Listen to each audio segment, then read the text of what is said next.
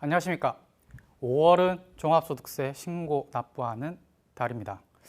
종합소득세란 보시다시피 개인이 작년 한 해 동안 벌어들인 종합소득에 대하여 올해 5월 주소지 관할 세무서에 스스로 신고 납부하는 세금을 말합니다.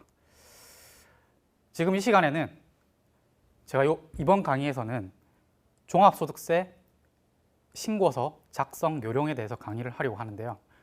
이번 시간 앞서서 제가 이전 시간에는 소득세 기초 강의를 했습니다. 그 소득세 기초 강의에는 먼저 세법을 전혀 모르시는 분들이 종합소득세에 대해서 전반적인 개요를 이해하실 수 있도록 종합소득세 개요에 대해서 설명을 했고요. 두 번째는 사업소득자라면 아셔야 할 기본적인 소양 두 가지, 바로 기장의무 판단과 신고 유형에 대해서 설명을 했습니다. 그래서 이번 시간 이 종합소득세 신고서 작성 사례를 강의 들으시기 전에 이 앞선 시간에 제가 강의를 했던 소득세 기초 강의를 좀 들으시면 조금 더 원활하게 이번 시간이 아마 잘 이해가 되실 수 있을 것입니다.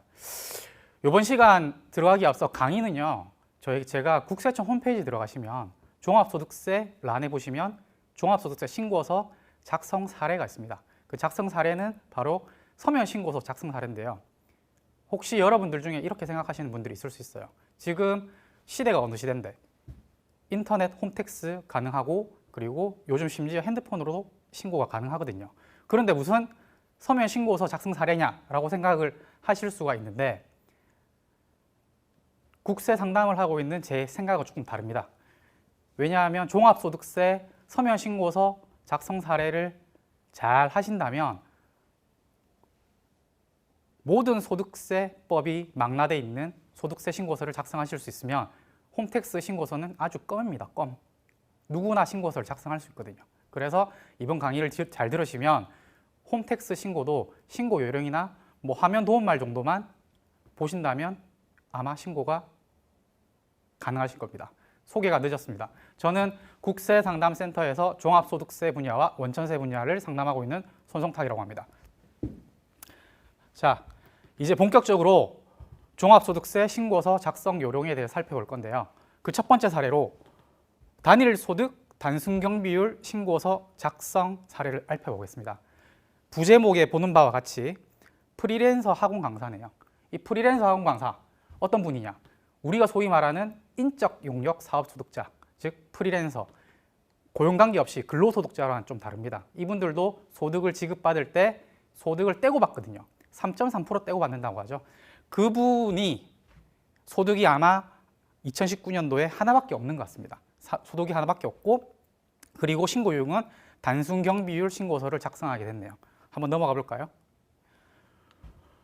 먼저 지금 이 강의를 들으시는 분들 중에서 이번 5월 대비해서 종합소득세 신고 안내문을 받으신 분들이 있을 거예요. 그 신고 안내문에 보면 신고 유형이 있고요. 그리고 본인의 총 수익 금액이 기재되어 있을 수 있습니다.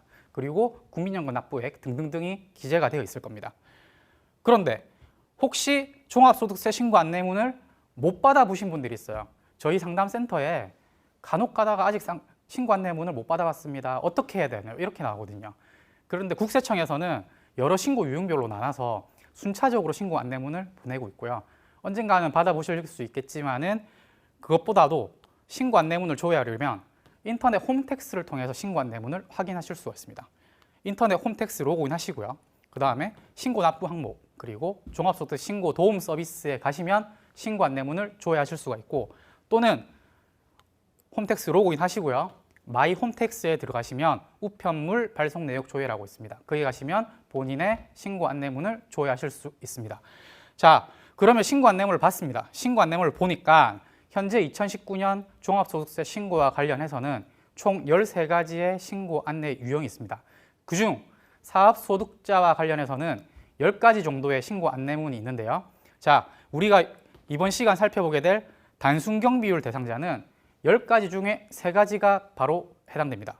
바로 신고 안내 유형은 E, F, G 유형이 바로 그것인데요. 이 중에서 F와 G 유형은 모두 체험 신고서라고 해가지고 안내문 나갈 때 보통 다 기재가 되어 있어요. 또는 홈택스 신고할 때도 아마 대부분 기재가 되어 있어가지고 이 신고 안내문에 안내된 내용이 뭐 별다른 이상이 없을 때는 그저 신고서에 사인만 해서 제출하면 되고요. 또는 버튼 몇 가지만 홈택스 이용하실 때 그렇게 하면은 신고서가 완료가 됩니다. 이 중에서 F유형은 10,000원 이하 납부하실 분들, 그러니까 납부세액이 발생한 경우고요.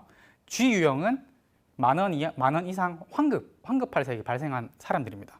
자, 이외에 이 유형이 있습니다. 이 유형은 납부, F유형과 G유형 이외의 안내 대상자 분들이 신고를 하게 되는 겁니다.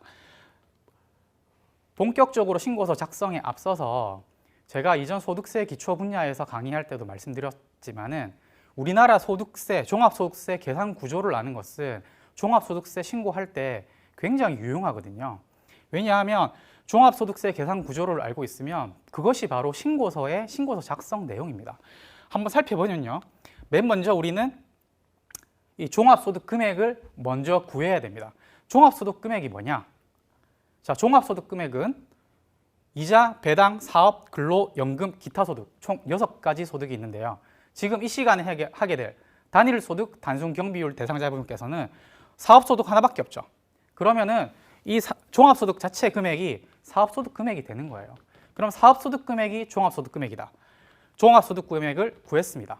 종합소득 금액을 구하면 우리가 아는 인적공제라고 흔히들 말하는 소득공제를 차감하면 종합소득 과세 표준을 구할 수가 있습니다. 종합소득 과세 표준에 우리나라 세율 7단계 누진세율 6%에서 42% 해당 구간이 속하는 소득 과세 표준의 세율을 곱하게 되면 산출세액이 나오게 되고요. 그 산출세액에다가 세액 공제 받을 금액이나 감면 받을 금액을 빼면 결정세액이 나오고 그 결정세액에 세법상 의무를 다하지 않거나 좀 불이행할 경우 가산세가 붙는데 그 가산세액을 추가하고요. 거기에 이제 이미 납부한 소득세 중간 예납세액이라든지 뭐 아까 전 사업소득자들 원천징수 당한 세액이 있으면 이 기납부 세액을 빼주게 되면 바로 납부할 세액이 나오게 됩니다. 이렇게 하면은 종합소득 금액부터 납부할 세액을 산출이 되거든요. 자, 사업소득자 분들에게 가장 중요한 거. 그러면은 이 사업소득 금액을 어떻게 뺄 것인가? 사업소득 금액은 총 사업소득 수익 금액이 있습니다. 이 총 사업소득 수익 금액에서 사업에 들어간 필요경비, 필요분기를 차감하면 사업소득 금액이 나오는데요. 물론 개인 사업을 하시는 분들이시죠. 자, 그러면 많은 납세자분들께서 다시 한번 저희 상담센터에 많이 물어보시죠. 필요경비는 어떤 게 해당되나요? 그럼 필요경비의 개념부터 묻거든요. 이 필요경비란 바로 사업과 관련해서 지출한 비용으로 매입비, 인건비, 뭐 임차료, 관리비 등 이런 걸 말하는 거예요. 한마디로 사업과 관련한 비용이에요. 그러니까 한마디 바꿔 얘기하면 생활비 등은 안 됩니다. 생활비 등은 안 되고 실컷 사업해서 벌었는데 집에 그 뭐 아들 교육비, 그럼 뭐 카드값, 뭐 마트값, 마트 장보러 이런 금액은 필요경비 해당하지 않습니다. 그 점만 좀 유의하시면 되고요. 자, 그럼 필요경비를 해당이 되느냐를 알아봤으면 필요경비를 어떻게 구할 것인가? 그 방법의 문제인데요. 그 방법에 사업자들, 사업소득자는 필요경비 계산 방법이 두 가지가 있습니다. 바로 사업자는 장부를 기장하는 경우와 장부를 기장하지 않는 경우로 나눠볼 수 있습니다. 장부를 기장한다는 것은 말 그대로 복식북이나 간편장부를 기장을 한다는 거죠. 그러면은 실제 발생한 비용은 전부 다 사업과 관련해서 썼다면 필요경비로 인정해 주는 겁니다. 두 번째, 이런 강의를 듣고 있어. 장부 기장 무슨 소리야? 나는 이때까지 장부 기장을 한 번도 해본 적 없는데 그래도 별 불이익이 없었어. 이러시는 분들 있죠.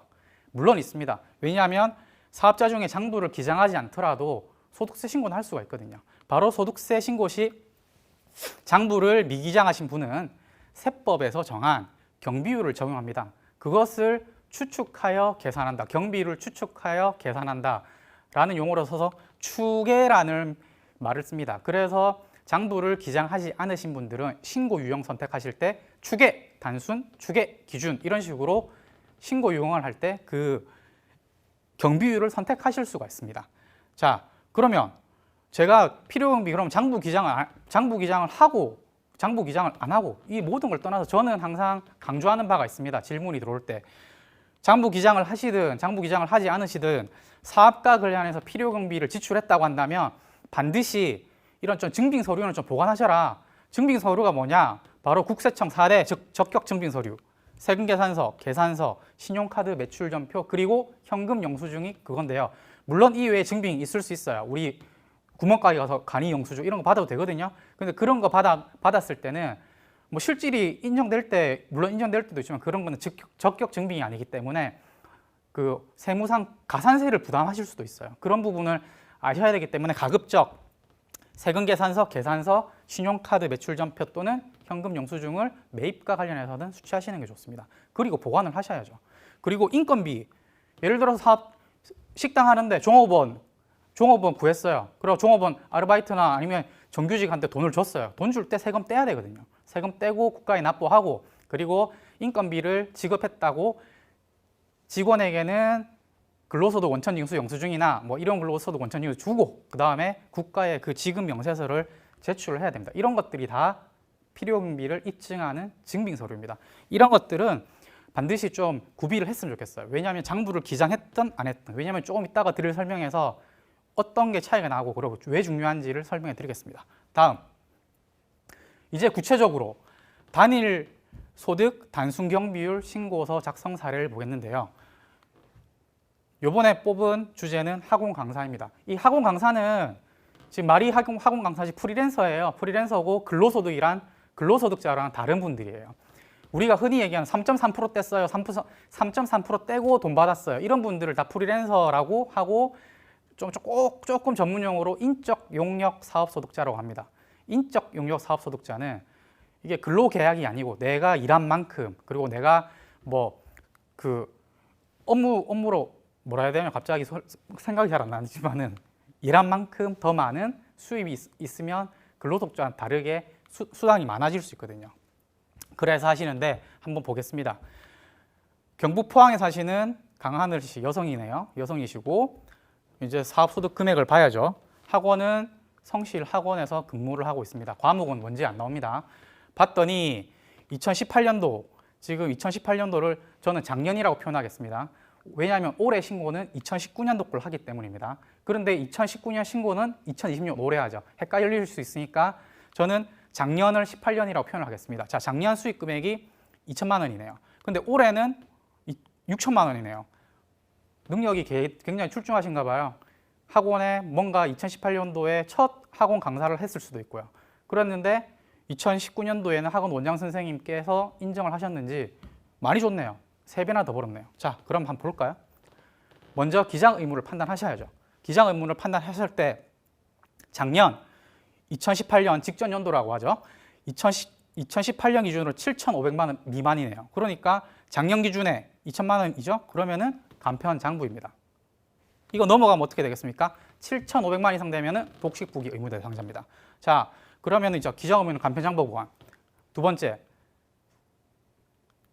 신고 요용을 봐야 되겠구만. 신고 요용을 딱 봤을 때 이분은 우리는 이미 알고 있죠. 단일소득 단순경비율 신고서 작성 사례이기 때문에 이분이 단순경비율 대상자지. 하지만 기장의무 판단했으면 신고 요용을 판단해야 되거든요. 그거의 판단 기준은 작년 2018년도에 얼마인데 보니까 2018년도에 수익 금액이 2천만 원입니다. 자, 작년에 2,400만 원 미만이다. 그러면 오케이, 단순경비율. 그런데 2019년도에 법이 조금 개정됐죠. 이 부분은 직전 연도 기준은 오케이 했습니다. 그런데 2019년도부터는 올해 기준, 올해 수익 금액 기준도 있습니다. 올해 기준이 뭐냐? 올해는 7,500만 원 미만이어야 되거든요. 자, 올해 올라갔더니 2019년도에 6천만 원 벌었네요. 6천만 원 벌었으니까 이분은 작년 기준도 오케이, 올해 기준도 오케이. 그러니까 이분은 간편장부에 추계 시 단순경비율을 적용하는 거예요. 그러니까 장부를 기장하지 않았지만 장부 기장을 안 했어. 그런데 소득세 추계 신고를 하려니까 국가에서는 단순경비율을 적용해 줄 수 있다는 거죠. 자, 그러면 제일 중요한 거 기장의무, 간편장부 판단됐습니다. 신고용은 단순 추계로 판단이 됐죠.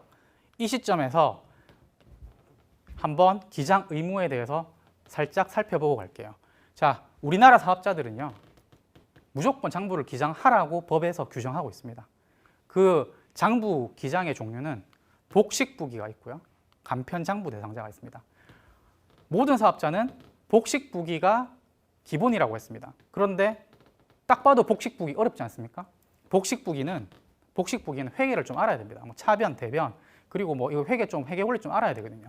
그래서 첫 시작부터 어떻게 복식부기를 하냐, 대다수가 뭐 돈 잘 버는 사람들이 그거 아니거든요. 그래서 우리나라에서는 일정 수익 금액, 그러니까 직전 연도 수익 금액 기준으로 해서 일정 수익 금액 이상 인자들만 복식부기 해라. 그러면 그 미만은 간편장부해야 된다. 그 기준 좀 볼까요?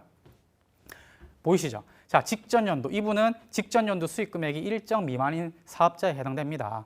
우리 아까 전에 학원이었잖아요. 학원 강사였잖아요. 학원 강사들은 우리 보면은 기타 개인 서비스, 프리랜서든 다 항목이거든요.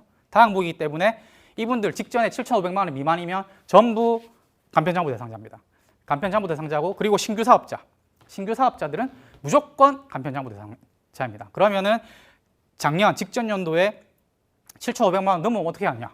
프리랜서가. 그럼 복식부기 기장하셔야 됩니다. 간편장부를 하시면 안 되거든요. 그거 하나 아셔야 되고요. 그러면 그래서 이게 좀 안 와닿는다. 월 얼마인데 월 625만 원 이상 벌면 복식부기 해라. 근데 월 625만 원 이하까지는 간편장부로 해야 된다. 그걸 국가에서 정해줬어요. 이제 음식점업은 좀 다르죠. 이렇게 정해줬습니다. 그렇게 기장 의무를 알아봤고요. 자, 두 번째, 신고 유형. 우리 장부 기장 안 했으면 추계에 적용해야 될 거 아닙니까? 추계에도 우리나라는 기준 경비율과 단순 기준비율이 있습니다. 딱 봐도 기준 경비율 어렵죠. 무슨 기준? 어떤 기준인데? 그거부터 알아야 되잖아요. 근데 이 기준 경비율도 기준 수익 금액이 있거든요. 그 미만인 사업자들은 단순하게 가자. 단순하게 가자. 그러면은 단순 경비율이죠. 그러니까 기준 경비율이 아니면 단순 경비율 적용 대상자예요. 단순 경비율 하고 싶죠. 왜? 딱 봐도 쉽잖아요. 그리고 단순 경비율은 묻지도 따지지도 않고 국가에서 정한 경비율을 해줘요. 그 경비율이 또 생각보다 많이 해줘요. 많이 해주기 때문에 장부 기장하는 것보다 장부 기장 안 하고 단순 경비율 적용되면은 거의 제가 알기로는 세금 내는 거 없을 겁니다. 안 나올 거예요. 거의 세금이. 뭐 추가로 납부하는 세금 말입니다. 자, 그럼 그 기준을 한번 알아봐야죠. 기준을 알아보는데 직전 연도 기준과 당해 연도 기준을 동시에 충족하셔야 돼요. 동시에 충족. 그게 언제부터? 2019년부터. 예전에는 달랐습니다. 기장 의무와 같이 이전에는 직전 연도 수익 금액만 오케이 해도 제가 알았죠. 올해 초에 딱 갔을 때 난 작년 수익 금액이 얼마 안 되니까 간편장부고 요거 얼마 안 되니까 기준 경비율 대상자야. 이렇게 했는데 올해부터 바뀌었어요. 올해는 계속 사업자는 작년 수익 금액, 우리 그 프리랜서들, 우리 그 학원 강사분들 2,400만 원 이하에 됐어야 됐죠. 이 사람 아까 전에 2,000만 원이었죠? 오케이. 그런데 자, 올해 얼마인데? 올해 7,500만 원. 이 기준은 바로 당해연도 수익 금액 기준은 복식부기 의무 대상자 기준 수익 금액이랑 똑같아요. 왜 그랬을까요? 국가에서는 자, 이제 복식부기 올해 당해연도에 복식부기, 그러니까 아까 전에 월 얼마였습니까? 월 625만 원? 맞나요? 맞네요. 월 625만 원 프리랜서들이 월 625만 원 이상 벌면은 수익 금액이 연간 7,500이잖아요. 이 7,500만 원 이상 벌면 복식부기로 장부해서 필요공비 할 때 추계로 다 이렇게 추계로 계산하지 말고 장부 기장해서 계산해라 이겁니다. 그렇기 때문에 중요하죠. 자, 그러면은 직전 금액 기준과 당해연도 기준이 조금 강화됐다고 볼 수 있죠. 그래서 웬만한 이제 단순 경비율 적용 대상자는 영세 사업자, 굉장히 좀 작거나 신규로 사업을 개시했거나 이런 분들 이외에는 조금 규모가 커진다. 그러면은 다 기준 경비율 대상자라고 생각하시면 될 것 같아요. 왜냐하면 지금 이 선생님도 처음에 갔는데 능력을 인정받아가지고 6천 벌었지만 올해 6천이면 내년에 9천 벌면은 그러면 되게 많이 가잖아요. 그럼 기준 경비율 대상자예요. 자, 갈게요. 자, 이제까지 좀 설명을 알아들으셨는지 모르겠습니다. 이제 본격적으로 신고서 작성할 건데 단순 경비율 적용 대상자 신고서는요, 국가에서 아예 별도로 신고서를 빼놨어요. 한번 볼까요? 지금 보시면은 혹시 보이실는지는 모르겠지만은 이게 일반 신고서예요. 일반 신고서. 실제로 서면 신고서를 보시면 책자입니다. 책자 보이십니까? 이게 이 책자거든요. 한 34페이지 돼요. 34페이지 되고, 근데 이 중에 모아서 몇 장만 빼서 신고하는 거죠. 그런데 단순 경비율 신고서는 하나, 둘, 이 세 번째 장은 어떻게 기재해라 작성 방법이거든요. 그러면은 두 장만 작성하면 되는 거예요. 보실까요? 한 장, 두 장이죠. 이게 끝입니다. 이거 작성 잘하면 단순 경비율 적용 대상자는 신고서 작성이 끝난 거거든요. 자, 넘어가서 이제 우리 차례로 볼게요. 우선 단순 경비율 적용 대상자는 요 두 번째 서식 첫 장인데요. 기본 사항을 먼저 작성해야 됩니다. 기본 사항을 작성하고 나면 두 번째 종합소득 금액을 계산하기 위해서 이 종합소득 세액의 계산 명세를 작성해야 되는데 지금 보면 3번이라고 되어 있죠. 이거 오타 아닙니다. 제가 다 생각이 있어 3번으로 적어놓은 거고요. 자, 그 다음 네 번째 소득공제 명세를 작성해야 됩니다. 소득공제 명세를 작성하고 다섯 번째 그럼 가세표준이 나오고 세율 곱하면 산출세액이 나오겠죠. 거기에다가 세액 공제할 게 있으면 세액 공제 감면 세액을 빼줍니다. 그러면 결정세액이 나오죠. 자, 결정세액이 나옵니다. 자, 넘어갑니다. 두 번째 장에는요. 가산세액 명세가 있습니다. 세법상 불이익 뭐 당했으면 가산세 제출해야 되거든요. 가산세를 매겨야 되거든요. 자, 가산세하고 가산세를 더하고 그 다음에 가산세를 더하고 옆에 보면은 기납부세액이 있어요. 이분 프리랜서니까 3.3% 뗐겠죠. 그 3.3% 뗐으면 그 세액을 떼준다는 거예요. 그러고 나면은 바로 납부 또는 환급받을 세액이 나오는데요. 2장의 포인트는 바로 이 2번 소득 명세를 작성하는 데 있는 거예요. 아까 전에 1번은 기본사항 적고 바로 뒷장 넘어가는 거예요. 뒷장 넘어가서 이 소득 명세를 작성해서 소득 명세 작성하고 다시 앞장으로 넘어가 가지고 소득 명세를 작성하는 그런 구조로 돼 있거든요. 자, 구체적으로 조금 살펴볼게요. 너무 크니까. 단순 경비율 1쪽을 좀 확대시켜 봤습니다. 1쪽을 보시면 단순 경비율 적용 대상자라고 있죠. 기본사항 작성을 해야 되겠죠. 우리 보시면 간편장부 대상자 본인이 알고 있었습니다. 간편장부 대상자입니다. 안내문에 있죠. 두 번째 단순 추계율 다 기재되어 있어요. 기본사항은 그냥 성명 적고 주민번호 적고 이런 건 다 적을 수 있잖아요. 내가 할 줄 모르는 거는 기장 의무와 신고 유형을 선택하는 거지. 근데 이 기장 의무와 신고 유형만 선택하면 또 나머지 쉬워요. 정기 신고 체크. 그런 다음에 어디로 가라고요? 2페이지. 신고서 2쪽 소득 명세서를 작성해야 되는 겁니다. 자, 소득 명세서 우리 총수익 금액은 다 알고 있어요. 내 수입 내가 누가 모릅니까? 이거는 프리랜서뿐만이 아니라 내 수입은 다 알고 있어요. 물론 뭐 부가세 신고를 하든지 그 면세사업장 현황 신고를 통해서 국가에 다 미리 신고를 하는 거지만 내 수입은 자기가 제일 잘 알고 있는 거예요. 그래서 총수익 금액은 아무도 안 물어봐요. 상담센터에 내 총수익 금액은 얼마인가요? 이런 거는 안 물어보고 그냥 필요경비는 뭐가 되나요? 이런 거 물어보거든요. 그랬을 때 단순 경비율 대상자란 말이죠. 이 단순 경비율 대상자의 필요경비는 어떻게 구하느냐? 자, 총수익 금액 곱하기 단순 경비율. 단순하잖아요. 이게 그렇게 구하는 거예요. 자, 총수익 금액 알고 있죠?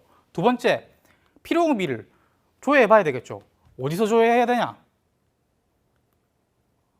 이거 홈택스 가면 다 조회할 수 있습니다. 단순 경비율이나 이런 홈택스에 기타 조회 가셔가지고 기준 단순 경비율 내 신고 업종 두드리면 다 나옵니다.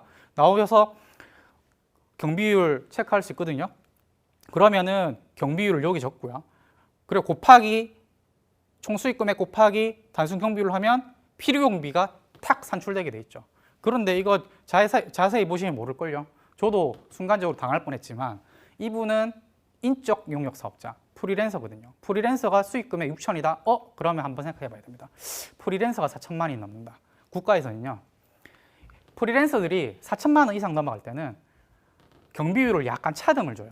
차등을 주는 게 4천만 원까지는 다른 사업자들과 마찬가지로 일반율이라고 하죠. 단순 경비율 기본율을 적용하고요. 4천만 원이 딱 넘어간다.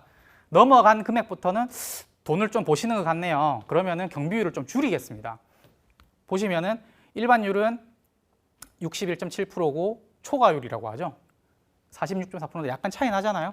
그렇게 해서 투트랙으로 계산을 합니다. 그래서 계산을 딱 해보면 4천만 원까지는 61.7% 계산해주고 2천만 원은 46.4% 딱 하니까 이 필요경비가 3,396만 원이 나오네요. 한 대략 3,400만 원 정도 해주죠. 봐보세요. 장부 기장 안 했습니다. 간편장부 대상자죠. 나 6천만 원 벌었어요. 4천 정도 맞나요? 3,400 정도를 묻지도 따지지도 않고 필요금비를 인정해 준다니까요. 좋지 않습니까? 저 같으면 좋을 것 같은데요. 자, 그러면은 나왔어요. 필요금비 나왔어요. 그러면은 총 수익 금액에서 필요금을 빼면 종합소득 금액이라고 제일 앞전에 설명을 드렸습니다. 자, 종합소득 금액이 나왔네요. 이제 그러면 게임 끝이죠. 이제 뭘 하면 되나요? 종합소득 금액 나왔죠. 이제 소득 금액 공제 받아야죠. 소득 공제 받아야죠. 소득 공제. 그러기 전에 기납부색 180만 원 이게 기재해 줘야 되겠네요. 180만 원 적고 넘어갑니다. 자, 이거는 전부 지금 신고서 앞장을 쪼개서 제가 보여드리는 거예요. 신고서 1페이지 유효합니다. 신고서 1페이지에 지금 저희는 총 수익 금액에서 필요용비 빼서 종합소득 금액까지 알았습니다. 딱 보니까 종합소득 금액은 대략 2,600만 원 정도가 나왔습니다. 자, 그렇다고 한다면 이번에는 소득공제를 봐야죠. 소득공제 보니까 아까 전에 이 사람은 배우자가 있네요. 여성이었어요. 제가 기억하는 건 여성이었어요. 여성이었고 배우자가 있고 자녀가 있는데 배우자가 소득이 없네요. 그러면은 배우자는 집에서 놀고 여성 근로자께서, 우리 여성 근로자는 아니죠. 우리 여성분께서 열심히 혼자 그 가정을 책임지시는 가장이시네요. 자, 3명, 본인 포함해서 3명의 인적 공제 대상자가 생기게 되는 겁니다. 볼게요. 본인 1명, 배우자 1명, 부양가족 1명, 소득이 없기 때문에 본인이 다 먹여 살리잖아요. 그럼 1인당 150만 원 소득공제 줍니다. 그럼 합치면 450이죠. 두 번째, 방금 여성분이라고 했습니다. 여성분의 우리 배우자가 있네요. 배우자가 있고 부양가족이 있죠. 부녀자공제 50만 원을 받을 수 있는데 그 요건이 있습니다. 요건이 뭐냐? 여성이라고 한다면 종합소득 금액이 3천만 원 이하는 반드시 필요 조건입니다. 자, 이분의 소득 금액은 2,600만 원이죠. 총 수익 금액 아닙니다. 필요공비를 차감한 종합소득 금액이 3천만 원 이하여야 되고 거기다가 부양가족이 있어야 됩니다. 그거는 2번이죠. 근데 부양가족이 없더라도 결혼만 했어도 해줍니다. 그러니까 배우자가 있거나 3천만 원 이하의 배우자가 있으면 50만 원 공제. 배우자가 없어도 내가 부양을 한다. 뭐 예를 들어서 시집 안 갔어도 결혼 안 했어도 뭐 부모님을 부양할 수도 있고요. 그리고 이제 결혼하고 이혼하고 뭐 자녀를 부양할 수도 있고요. 사별하고 부양할 수도 있고요. 그런 경우라면 50만 원을 더 추가로 공제를 해준다는 겁니다. 그런 다음에 보니까 국민연금을 개인적으로 가입해서 납부를 하고 있네요. 국민연금은 다 소득 공제해줘요. 보시면 국민연금 금액 그대로 60만 원 소득 공제해주거든요. 합치면 560만 원 가량 소득 공제를 받네요. 자, 소득 공제 금액이 나왔네요. 2,600만 원 가량에서 560만 원 가량을 빼니까 이번에는 과세 표준이 나왔습니다. 2,040만 원 정도 소득 금액이 그 과세 표준이 나왔네요. 여기다 곱하기 세율을 하면은 산출세액이 나옵니다. 산출세액이 납부할 세액 아닙니다. 이제는 산출세액이 나왔더니 이 뒷작업도 있는 거죠. 그래서 처음 말씀드렸던 소득세 계산 구조를 조금 떠올리시면 다음 진행할 때 이제는 뭐가 나오겠다 생각하실 수가 있는 겁니다. 자, 그런데 2천만 원 곱하기 15% 했는데 300만 원 아닌 거 이상하시죠? 왜 그럴까요? 여기 보시면 우리나라는 7단계 초과 누진세율이라고 해서 높은 단계에는 높은 단계 세율만 적용해준다. 전 단계는 전 단계만 적용해준다. 이런 단계별로 이렇게 구분별로 해주거든요. 이 계산 구조는 제가 앞서 강의했던 소득세 기초 강의를 보십시오. 그쪽에 자세하게 설명해 놨으니까. 이런 거 설명하면 시간이 쭉 늘어나거든요. 그래서 2천만 원 곱하기 15% 아니고 곱하기 15%에서 일정 금액을 빼주는 금액이 있다. 그 계산을 해보니까 190 얼마네. 자, 넘어가겠습니다. 그런 다음에 저희가 할 거는 이제 세액 감면 공제 명세서를 작성하는데 세액 공제 받을 금액이 있으면 또 빼줘야죠. 자, 보니까 뭐가 있을까요? 우리 05년생 아마 중학생으로 추측되는데요. 05년생이면 한 14살 이 정도 되나요? 15살 되나요? 중학생 정도 되는 자녀, 소득 없는 자녀를 하네요. 올해부터 올해 7세 이상만 세액 공제 해주죠. 1인당 15만 원. 자, 자녀 1명 있습니다. 자녀 15만 원 해주고요. 그리고 근로소득자가 아닌 거주자가 성실사업자 제외하고요. 누구나 해주는 표준세액 공제 7만 원 이거 해줘야 되거든요. 합치면 22만 원 또 세액 공제 해주네요. 자, 그러면은 190 얼마인가요? 190 66,000원에서 22만 원을 빼게 되면은 결정세 176만 6천 원이 나왔습니다. 이게 끝일까요? 또 소득세 계산 구조를 생각해 보시죠. 아니죠. 가산세 매겨야죠. 세법상 의무를 이행하지 않으셨거나 세법상 의무 이행 안 했으면 가산세 붙는 겁니다. 근데 이분은 이행 안 하는 거 하나도 없잖아요. 잘했어요. 잘해가지고 이행 안 한 거 하나 없으니까 가산세 낼 일이 없죠. 정기신고 때는 보통 가산세 잘 안 매깁니다. 부과하는 거 몇 가지 없는데 무기장 가산세 이런 거 있고요. 정기신고 때는 그렇게 가산세를 스스로 이렇게 신고해서 납부하는 경우는 많이 없습니다. 지급명세에서 제출 불성립 가산세 이런 거 있는데요. 이분은 해당 사항 없으니까 가산세 빵 하니까 총 결정세 나왔죠. 176만 6천 원 이게 내가 납부할 세액입니다. 176만 6천 원 납부해야 되는데 그 전에 우리 원천징수 6천만 원 받기 전에 우리 학원 원장 선생님이 나한테 3.3% 떼고 주셨죠. 왜 3%냐? 국세만 따지기 때문에 그렇습니다. 저희는 지방세가 아니라 국세입니다. 종합소득세는 국세이기 때문에 3% 180만 원 차감 딱 되죠. 180만 원을 미리 냈어요. 그래서 이분의 최종 결정세 총 납부 또는 환급받을 세액이 생기는 겁니다. 그럼 이분은 올해 생각해 보세요. 6천만 원의 수입이 있었어요. 6천만 원이 있었는데 종합소득세 신고를 쫙 해버리니까 비록 기납부세액이 있다 하더라도 34,000원 환급이 되겠습니다.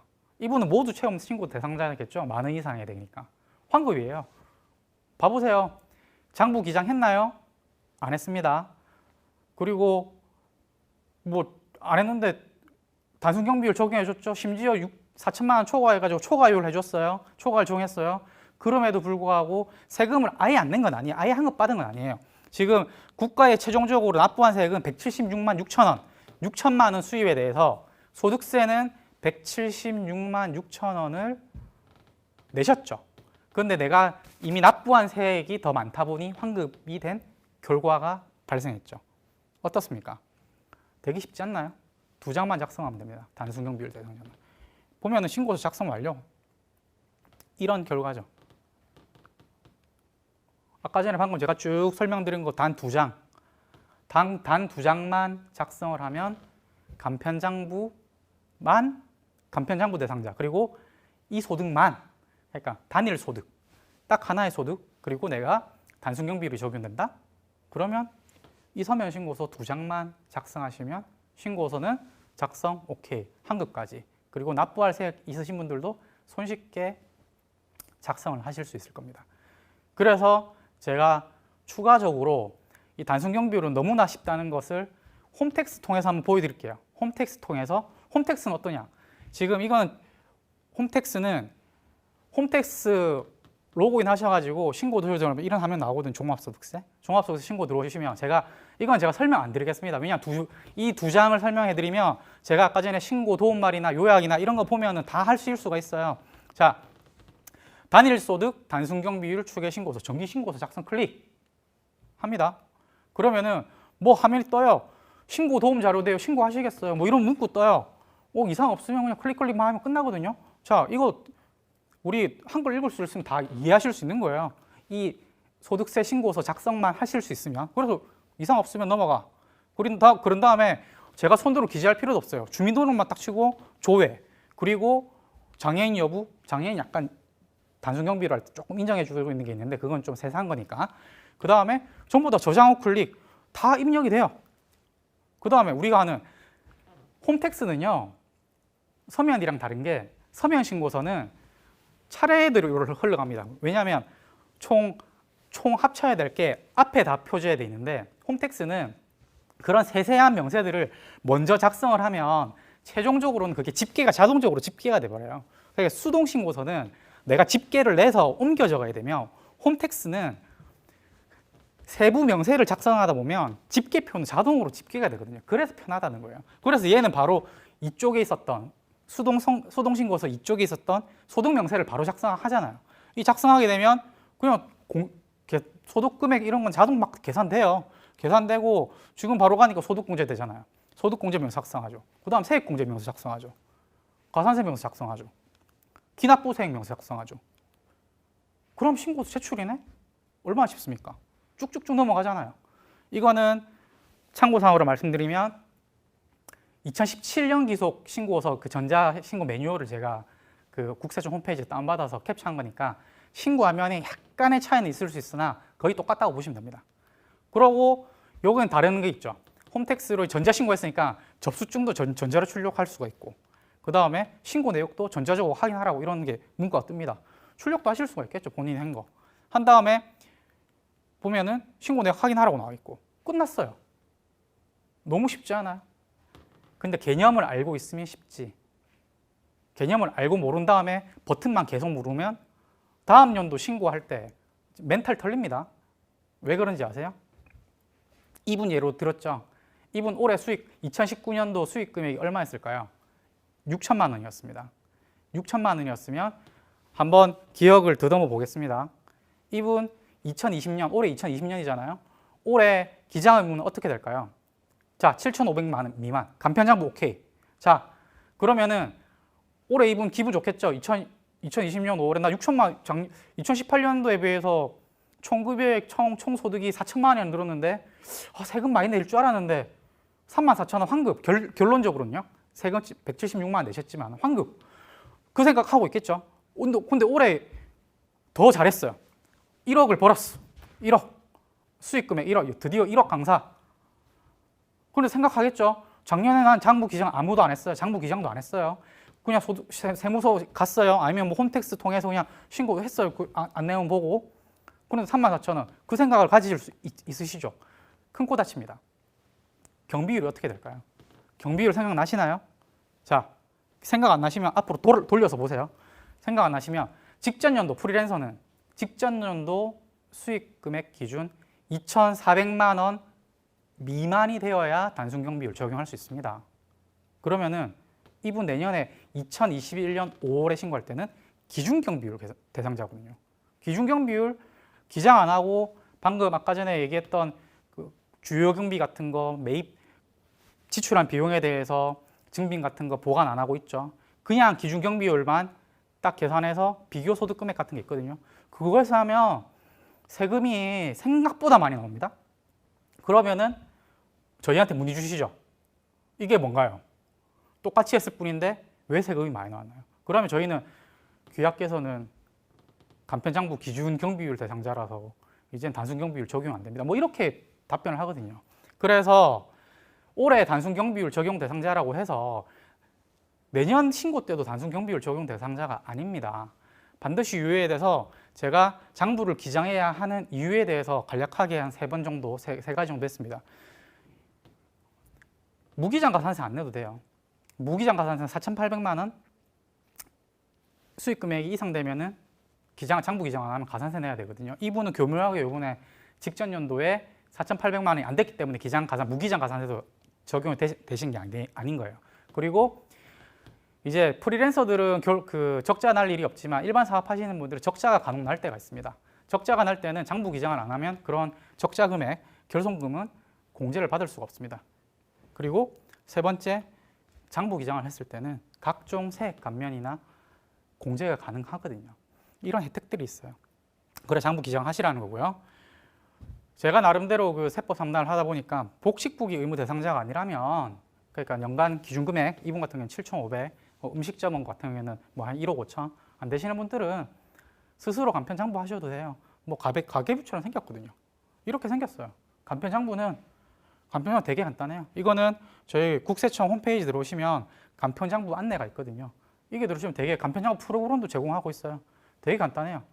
그래서 이거 작성하면은 얼마만큼 필요금이 들어간 것도 없으니까 되게 간편하니까 간편장부를 대상자면 기장을 하시는 걸 추천드립니다. 자, 이 다음 2021년 종합소득세 신고를 위해서 우리 단순 경비율 대상자도 이 학원 사업자 하신 분들 또 보시면 자, 2019년도 올해 이제 신고 끝났습니다. 그러면 작년 2019년도 수익 금액 알고 있죠? 내가 요번에 6천만 원인 거. 6천만 원 알고 있으니까 내 기장 의무는 이미 결정됐어요. 이제 뭔가요? 올해도 간편장부. 2020년은 간편장부로 해도 되겠네요. 간편장부 기장하시고요. 파악되니까 장부 파악 기장 조심하셔야 됩니다. 두 번째, 사업과 관련한 지출은 좀 잘 보관하시게요. 세금계산서, 계산서, 신용카드 매출전표, 현금영수증은 돈 지출했으면 그 증빙 받으시면 꼭 좀 보관하십시다. 그 간편장부하고 뒤에 풀칠해도 되고 해도 되잖아요. 그 다음에 이제 소득세 추계 신고시 이거 참 중요한데, 신고 유형은 이제 직전 연도 수익 금액으로는 안 된다는 거. 만약에 내가 단순경 비율을 적용 대상자인지 여부를 확인하고 싶으시면 올해 사업을 다 끝내봐야 알 수 있는 겁니다. 2020년에 2019년 기준으로 간편장부에 단순경 비율 적용 대상자로 판단이 났어도 2020년 12월 31일 기준으로 내 수익 금액 기준으로 단순경 비율을 적용할 수 있으니까 그걸 좀 잘 구분하셨으면 좋겠습니다. 자, 이 시간 마지막에서는요. 이런 세금과 홈택스에 관한 애로사항이나 궁금증은 저희 국세상담센터에 문의 주시면 126분 하셔도 되고, 저는 인터넷 부서에 근무하고 있어가지고 인터넷으로 질문해 주시면 저희가 메일로 답변 드리거든요. 이렇게 이용하시면 아마 5월달은 되게 바빠가지고 전화통화 연결도 조금 힘들고, 그리고 메일로 발송하는 답변도 조금 느릴 수 있지만 많이 이용해 주시면 앞으로 세금과 관련한 상황은 여러분들이 많이 해결하실 수 있을 것 같습니다. 이번 시간은 이걸로 마치겠습니다.